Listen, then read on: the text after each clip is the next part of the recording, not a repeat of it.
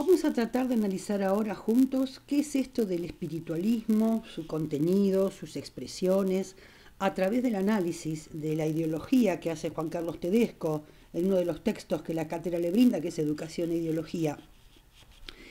Es que justamente en este periodo es muy importante por cómo se dan nuevos significados en la ideología, ¿sí?, dominante. El desplazamiento del positivismo, que había sido hegemónico, y la ideología fundante hasta las primeras décadas del siglo XX, ¿sí?, fue desplazado, quedó oficialmente desplazado a partir de 1930. Este hecho, por supuesto, estuvo asociado desde un principio con la recuperación del poder político por parte de la oligarquía a través de la revolución del 6 de septiembre. Se asistió de esta manera a una verdadera reubicación que solo puede ser comprendida a partir de la consecuencia de la crisis económica mundial del capitalismo que se registraba en ese momento. Esta crisis fue la que llevó a la oligarquía a poder recuperar el poder político y lo hizo violentando la legalidad jurídica que ella misma había establecido.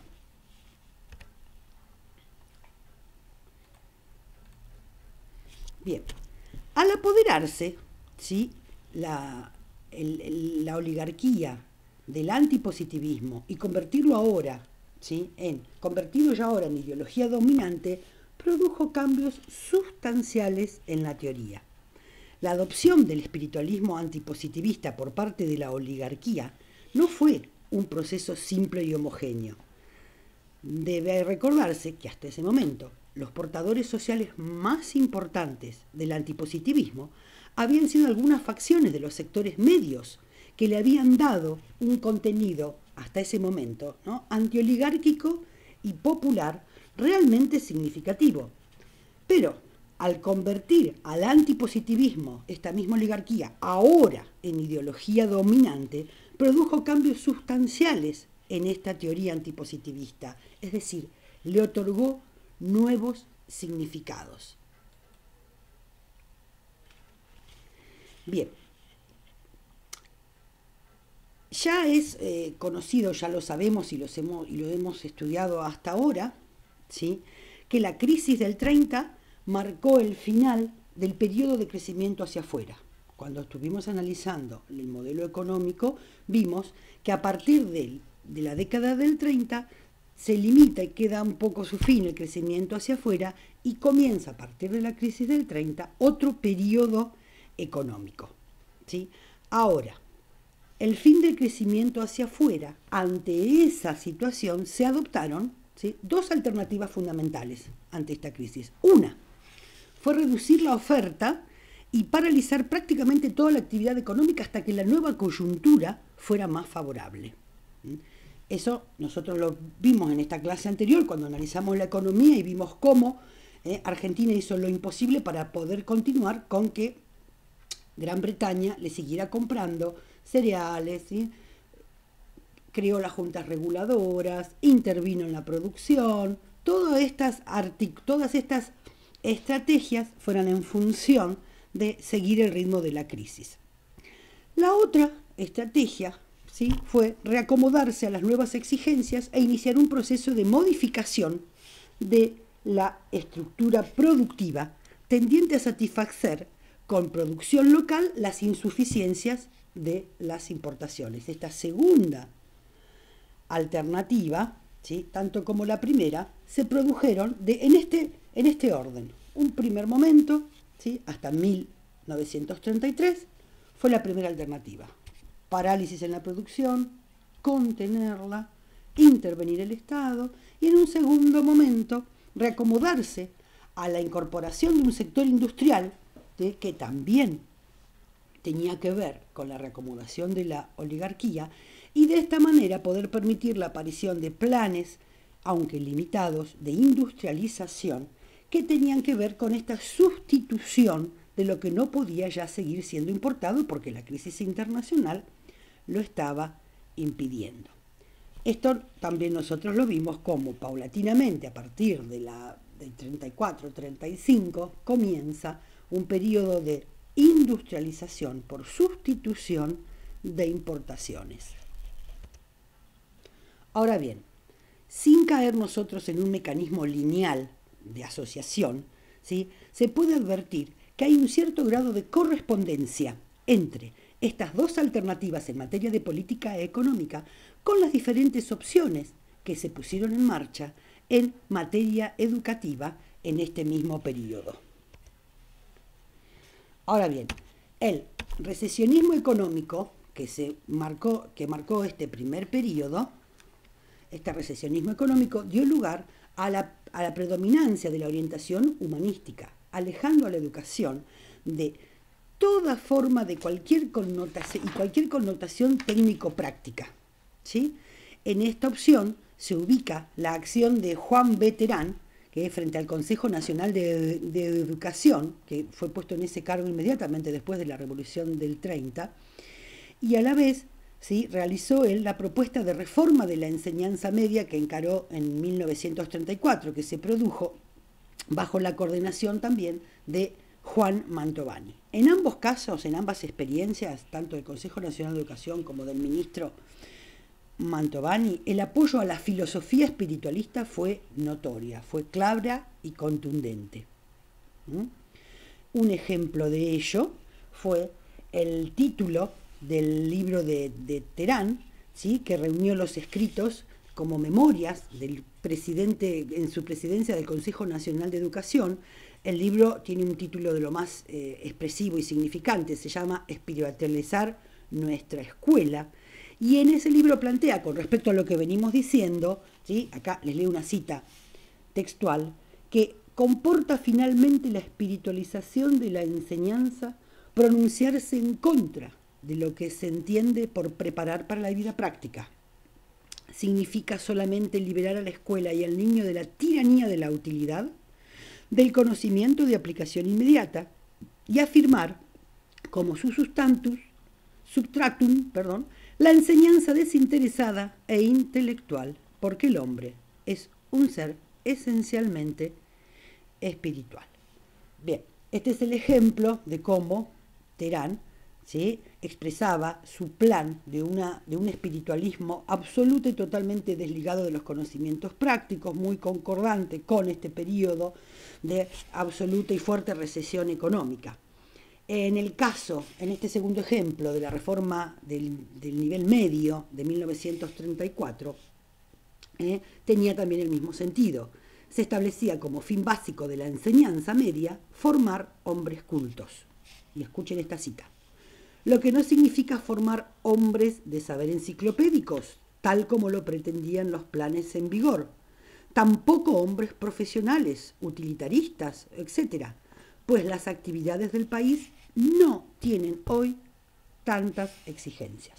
Entonces, aquí vemos cómo en estos primeros años de la década del 30, en concordancia con la recesión y el freno económico en la producción, la educación cobra claramente este carácter espiritualista, ¿sí?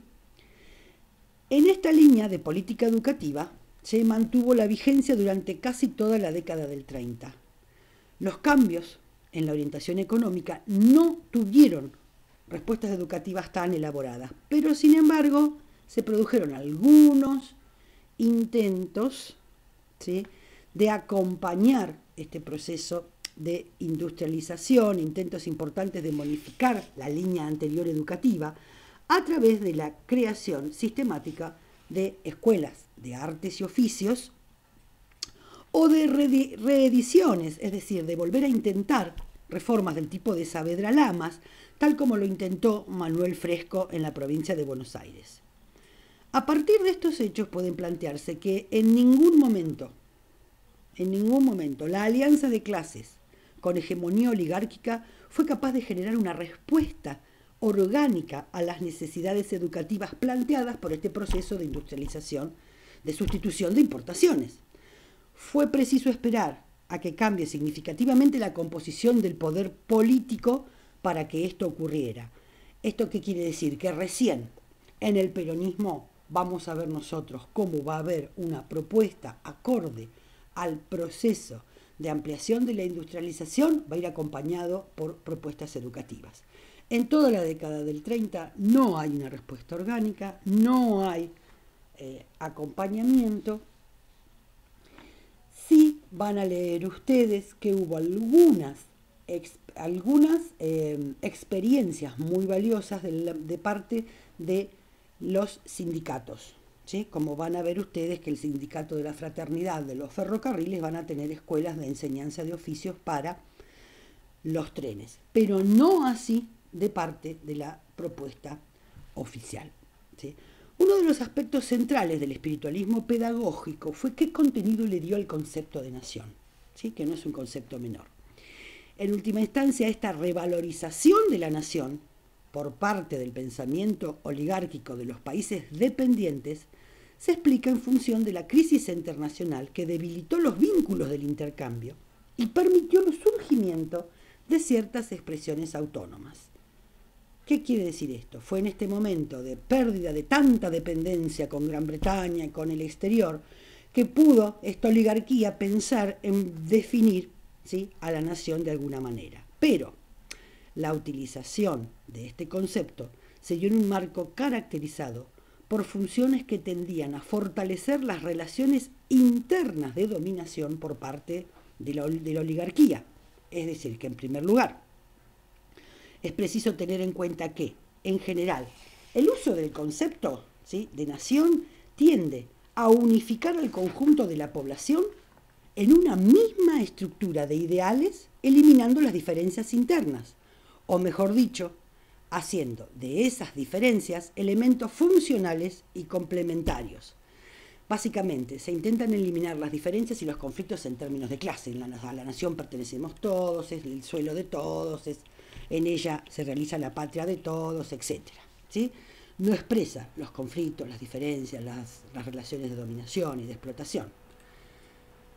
Entonces, ¿sí?, tenemos que tener en claro que si bien el uso del concepto de nación es común a todas las versiones del nacionalismo, hay diferencias entre el nacionalismo oligárquico conservador que se va a expresar en este periodo y lo que luego vamos a entender como el nacionalismo de expresión popular, ¿sí? Cuando el nacionalismo, ¿sí?, es oligárquico, la nación se define por elementos abstractos extraídos fundamentalmente de la tradición, el pasado, el paisaje, etc. O sea, es una versión, ¿sí?, claramente orientada a unificar al conjunto de la población sobre la base de los intereses dominantes tradicionales. Esta es entonces la versión del nacionalismo oligárquico conservador, para el cual la nación tiene estos elementos, ¿sí? Y es aquí donde van a buscar en el pasado la tradición y vuelven a elaborar lo gauchesco como algo, ¿sí?, importante. En cambio, ¿sí?, cuando son los sectores populares los portadores del nacionalismo, la unificación que conlleva el concepto de la nación se hace sobre bases más concretas de luchas contra la forma de penetración imperialista y con límites más precisos, aunque amplios, entre una diferencia que es central y sustancial, que es la oposición pueblo-oligarquía. Entonces, el nacionalismo vigente en la década del 30 fue obviamente un nacionalismo de tipo oligárquico conservador. Su vigencia se dio entonces como respuesta a la crisis del capitalismo y al desarrollo de la ideología revolucionaria de la clase obrera. Es decir, pretendió y va a tener acciones para frenar, ¿sí?, a la ideología obrera que traía, ¿sí?, sobre todo de la mano de los inmigrantes, las ideas asociacionistas, comunistas, anarquistas, que consideraron estos ideas disolventes y peligrosas, que traían como principal mensaje la organización del movimiento obrero, ¿sí?, o la anulación del Estado, en el caso de los anarquistas. Bien, de ahí que, queriendo frenar esto, el nacionalismo pedagógico, incorporada por las nuevas teorías dominantes, vino a justificar el uso del aparato educativo como difusor de las pautas ideológicas que la oligarquía necesitaba mantener para poder alcanzar la estabilidad social, frenar a las ideas disolventes de los inmigrantes. Y esta difusión, esta utilización, entre comillas, del aparato educativo para difundir su ideología de nación y para a la vez poder frenar a las ideas antinacionalistas, como así definían ellos a lo que tenían los extranjeros, ¿sí?, asumió un carácter abiertamente autoritario. Toda práctica del sistema educativo argentino, ¿sí?, seguimos acá dijimos, esta difusión asumió el carácter abiertamente autoritario. Toda práctica del sistema educativo argentino de esa década estuvo claramente encuadrada, sin ningún tipo de mediaciones propias de la época, ¿sí?, en los caracteres de una ideología autoritaria. Les voy a leer unos párrafos, ¿sí?, acerca de unos discursos en los cuales va a quedar claro que la intención no está muy lejos de preparar a la generación para el trabajo, acompañar el sistema educativo en la nueva función de la sustitución de importaciones, ¿no?, sino que el objetivo principal era un objetivo fuertemente autoritario, de control ideológico y de freno a todas las ideas que podían tener los extranjeros. Por ejemplo, ¿sí?, se incrementó en la enseñanza contenidos nacionalistas con el claro propósito de formar en los inmigrantes y en sus hijos, es decir, en el conjunto de la clase obrera, los sentimientos de orden y solidaridad social que habían perdido en sus países de origen a raíz de la crisis. Un ejemplo de las motivaciones ideológicas de esta enseñanza nacionalista está dado por la justificación que ellos mismos dieron cuando se crearon las escuelas de artes y oficios. En los fundamentos de la ley de 1934, que crea nuevas escuelas de artes y oficios, dice: existe una larga experiencia demostrativa de las grandes ventajas de todo género que tiene el sistema de formación de obreros en establecimientos de tipo escolar, ¿sí?, por sobre el de aprendizaje en talleres industriales. Una de ellas, no de menor valor e importancia, está constituida por la educación de esos futuros ciudadanos en ambientes de orden, sin el contacto prematuro con adultos que profesen y propaguen ideas contrarias a nuestras instituciones y a nuestra nacionalidad. Muy clara estaba en esa ley cómo preferían, ¿sí?, para dar algunas nociones de enseñanza de aprendizajes, escuelas de artes y oficios, un ambiente escolar, un ambiente más pautado y ordenado, antes que permitir que estos futuros ciudadanos, que estos jóvenes, porque eran hijos de inmigrantes, la mayoría ya nacidos en este país, antes que permitir que se formaran en espacios industriales contagiados por los sindicalistas, por los que alteraban el orden, por los que proponían las huelgas, por los que difundían los derechos de los trabajadores. Preferían entonces educarlos en estas escuelas de artes y oficios que eran más controladas. La introducción de contenido nacionalista quedó reducida en buena medida a aspectos formales, también condensados en los rituales de las fiestas patrias. Sin embargo, la mayor incidencia se dio en las medidas de control ideológico sobre el personal docente con que se acompañaron. ¿Sí? Ahora voy a leerles una cita extraída de la memoria oficial del Ministerio de Justicia e Instrucción Pública que sintetiza esta labor cumplida. Es una cita entre 1932 y 1938.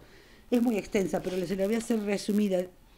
Dice: el gobierno ha expulsado de la cátedra sin miramiento a los profesores que han revelado ser hombres de odio antinacionales. Esto se refiere fundamentalmente a las universidades que habían sido intervenidas, ¿sí?, y que se había hecho un franco proceso de persecución y exoneración de profesores que no acordaban con las ideas del régimen. Y continúa: Se ha prohibido la circulación de panfletos, libros y pasquines de propaganda subversiva en los locales y la vecindad de las escuelas y los colegios. Se ha vigilado la conducta social de los alumnos fuera del establecimiento. Y así continúa. Bien, ahora vamos a ver entonces, este es el ideario aún. Vamos a ver ahora, ¿sí? ¿Cuál fue una de las implementaciones claras y concretas de estas ideas en la década del 30 en la provincia de Buenos Aires, que tiene que ver con la implementación de la reforma, la llamada reforma Fresco Noble de 1937? Ahí continuamos.